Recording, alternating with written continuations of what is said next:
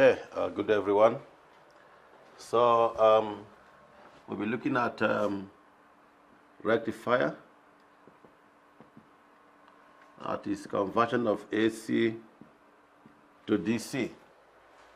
So I'm sure you know that if I have AC source and connect that to a load, right, I'm sure that you know that this current flows like that, forward, backward, forward, backward. That is forward, backward, forward, backward, right? So if you want to know whether what I'm saying is true or not, just take a diode and put here. All right, the diode will allow forward direction, but once it's reversed, it will block the flow. So it's going to block this. So you have forward only, 0, it will be blocked, can go back, and that forward, like that. So we said this is a discontinuous signal, and it's a DC in this case. So we've been able to convert this AC signal to DC just by putting a diode, just one single diode. Okay. All right, so that's a half wave. So you can see it's a half of the wave. This is out, okay. Now, do you know that we can also get a full wave, all right? And there are many ways that we can use to get a full wave, okay? So, for us to get a full wave rectifier, in other words, for us to get something that looks like that and like this, so that you have that, okay, so it's a full wave. There are many ways of doing it. The first one is that we can use a bridge, bridge rectifier, just to take how many of these diodes like that, okay, put like this. Okay, so now what does that mean? This is now a full wave. Let's see what this load is going to see. Now remember that, excuse me, that current flows in, out of this. So if I have the first one, the positive flow, okay, current will flow like that, to go through here, call it will be forward biased, and go through there. It cannot go through here because it's reverse biased. So it will now go through here, and through this. Now it's looking for negative here, so it has to go through here, like that, back. All right, so that means this load we see that. And then when this is reversing, so when this wants to reverse, now it reverses this way, like that. It cannot go through here. So now it has to go through here, through this one, like that again, through there, and through here, back. All right, so it means that this load will still be subjected to another positive half cycle. All right, so in that case, this particular signal of positive, negative, positive, negative will just be positive, positive, like that, positive, positive. This is now continuous. All right, so it's now a continuous signal, and it's now a full. So it's, you can see that this is now complete. So it's not discontinuous like this that we had before. All right, so this, so one way that we can use to get a full wave, okay? So have a full wave. Then we can also use, this is a bridge, full bridge, so we call that full bridge. Okay. Then we can also use a center tap transformer. Center tap. Okay, to get a full wave. Let's see how. So if I have this transformer like that. Okay, so another way of having a full wave is by the use of a center tap transformer. So now this is, remember here is our AC source, so which means our current goes forward, backward. So you get that forward, backward, forward, backward.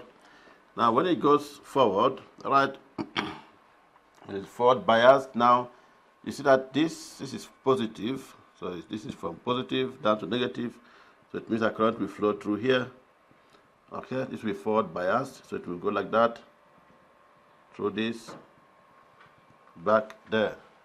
All right, so it means that that load we experience that forward. Okay, now when this is now reversing or reverse biased, when it is the negative signal, right, what happens?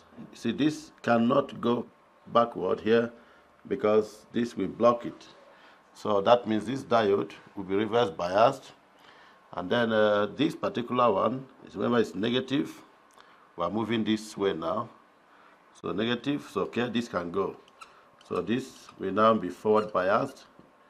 Okay, going to flow like that through this, back to the source. All right, so that means this load we supply with that. So you see that it's a full wave, so it continues like that.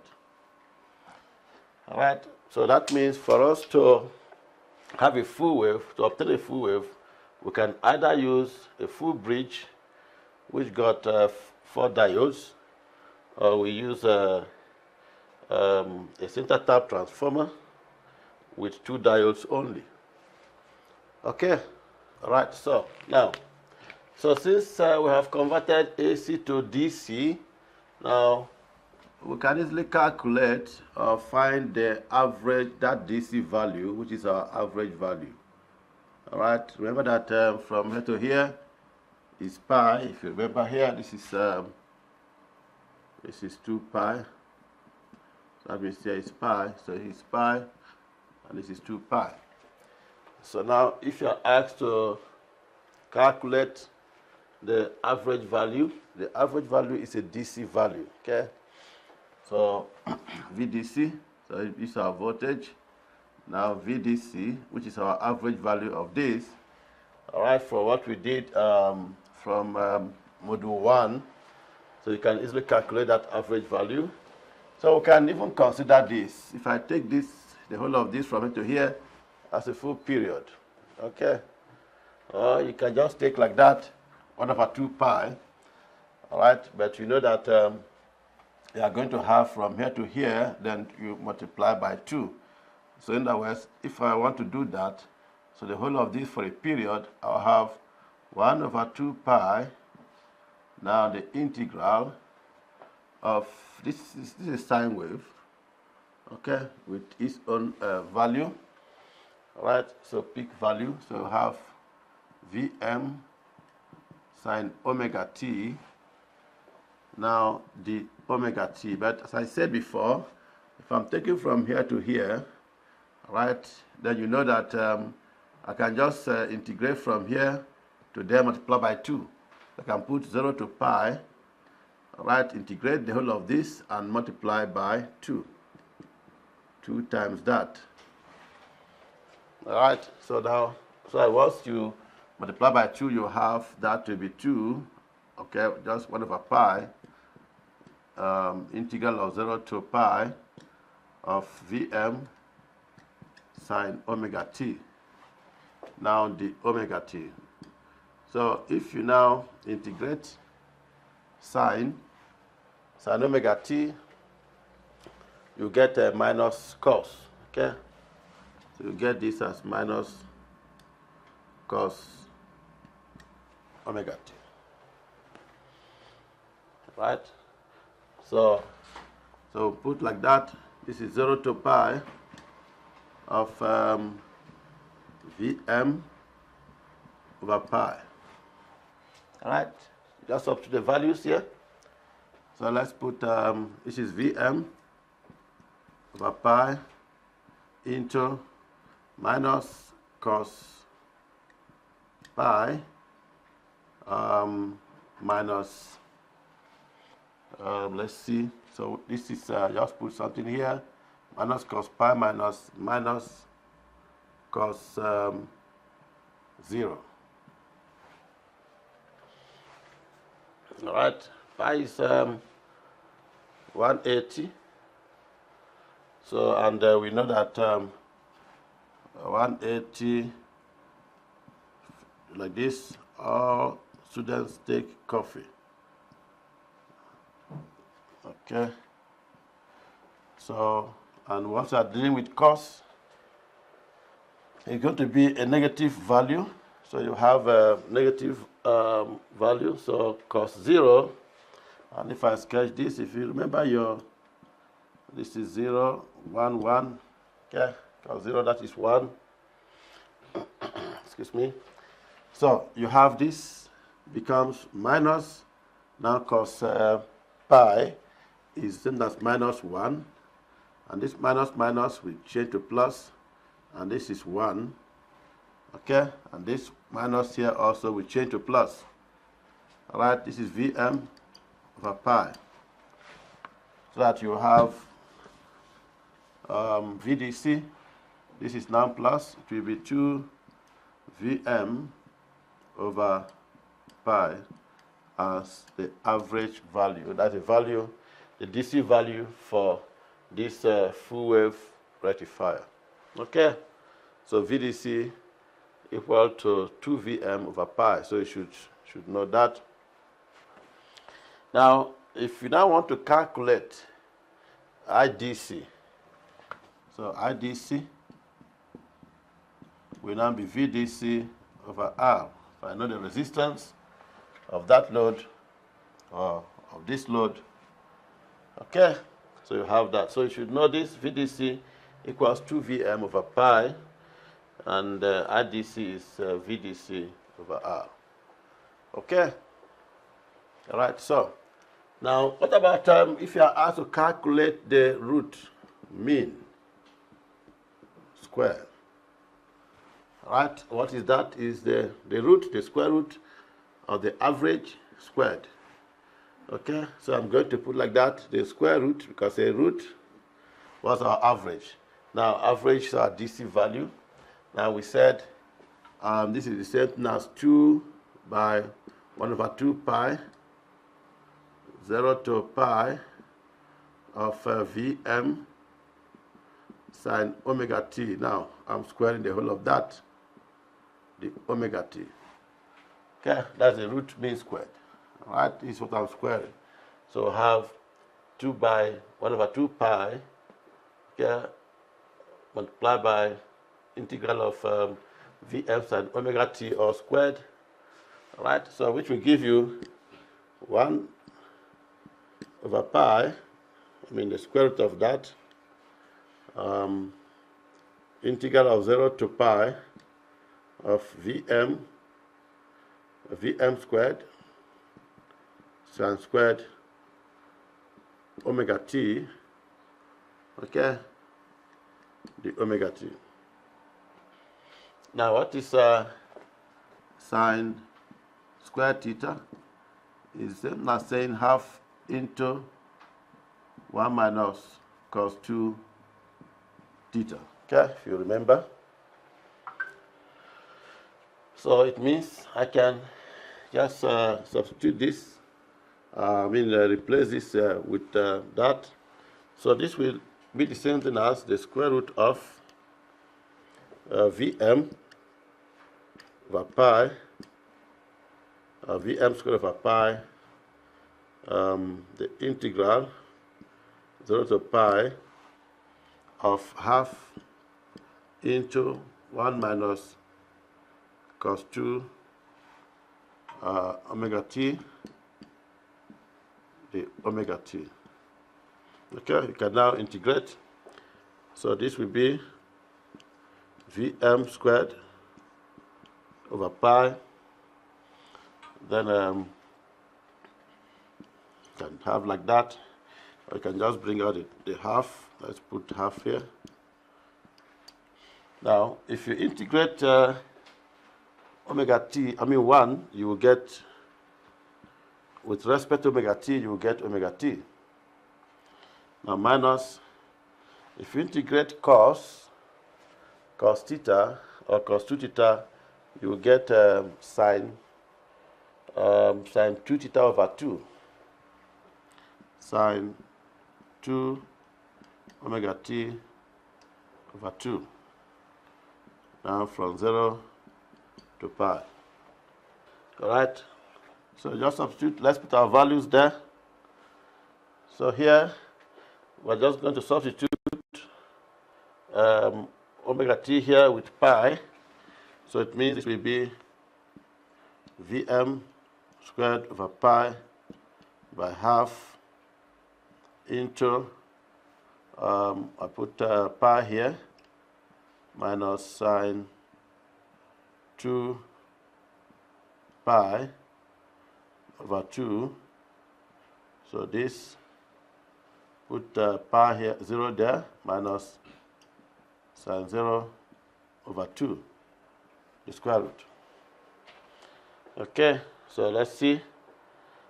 0 is here, sine 0 is 0. So this, I'm supposed to write something here. Okay, let's. This is minus. Okay, so sine 0 is 0. So we'll be left with that. What is sine 2 pi? Sine 2 pi is also 0. Okay. So 2 pi is here. And pi is here. 2 pi is also there, which is also here at 0. Okay, sine 0, sine 2 pi is 0, so this is 0. So you'll be left with pi only. So that pi will cancel out this pi. So here we'll be left with the square root of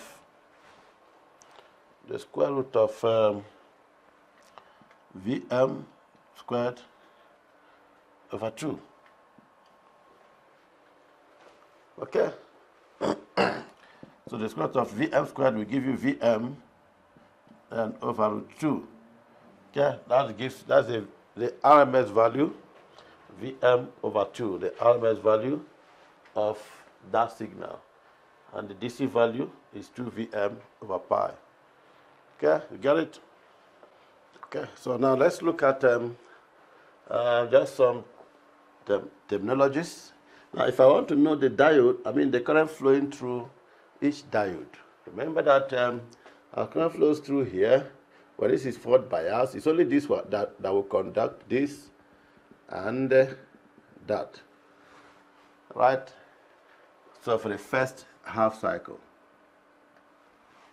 So in the second half cycle, the reverse half cycle, now we are going to have this reversing going through here. So this and that we conduct. So it means that the I diode, the IDC, I diode DC is the same thing as, since here is double, this and that, but this is only when this D1 and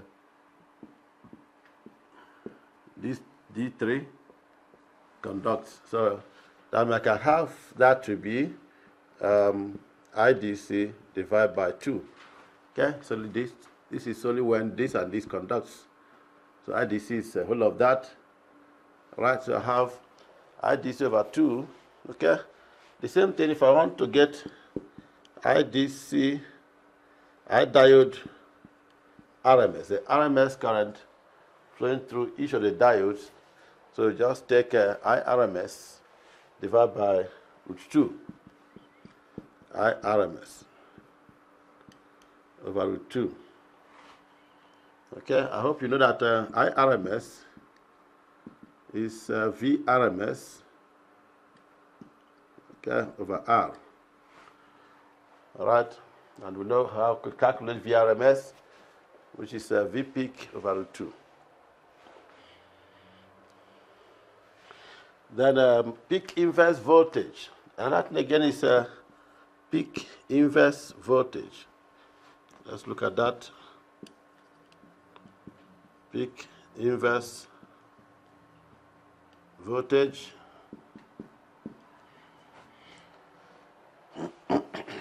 Okay, now,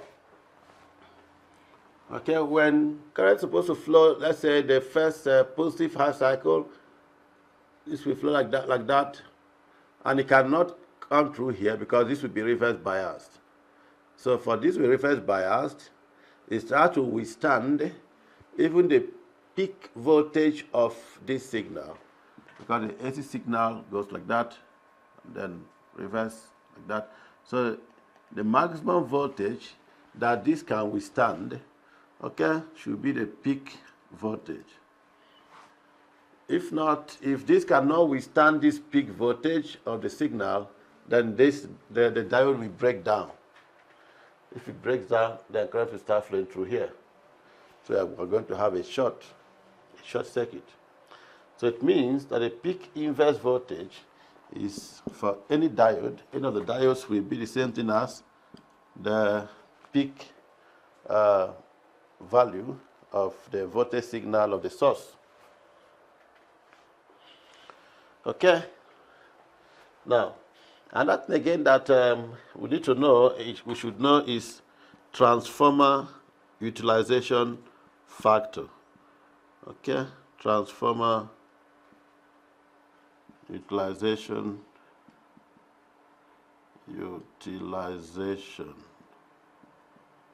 factor. Okay. Now, remember, whether we are using this or that, we are converting AC to DC.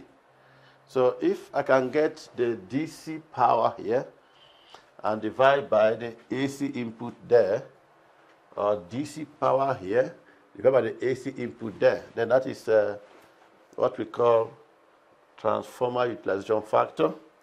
So it's PDC divided by VDC, VS IS. Okay. So this is DC, but this is AC. All right? So, then the next again is input power factor. Input power factor. Now, remember that we have, with this signal, like that, though it's DC, but contains RMS value. Okay, so if I can get that power, PAC, the RMS value, now divide by the input power, AC power here, all right, then that is what we call input power factor. So it means that input power factor is AC power all over VS IS. So what this our AC, we're just talking about the RMS value here and the output.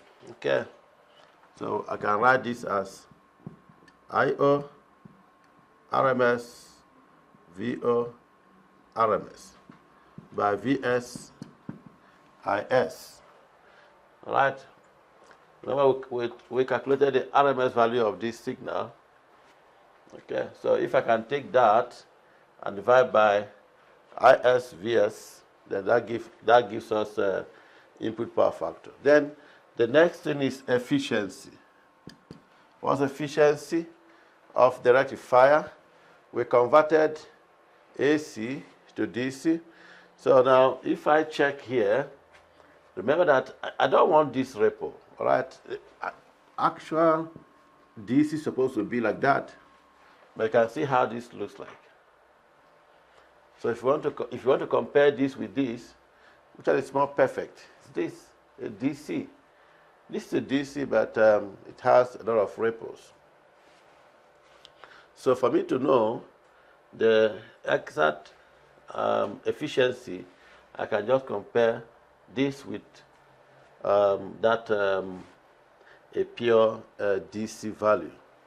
So in other words, I'm just going to get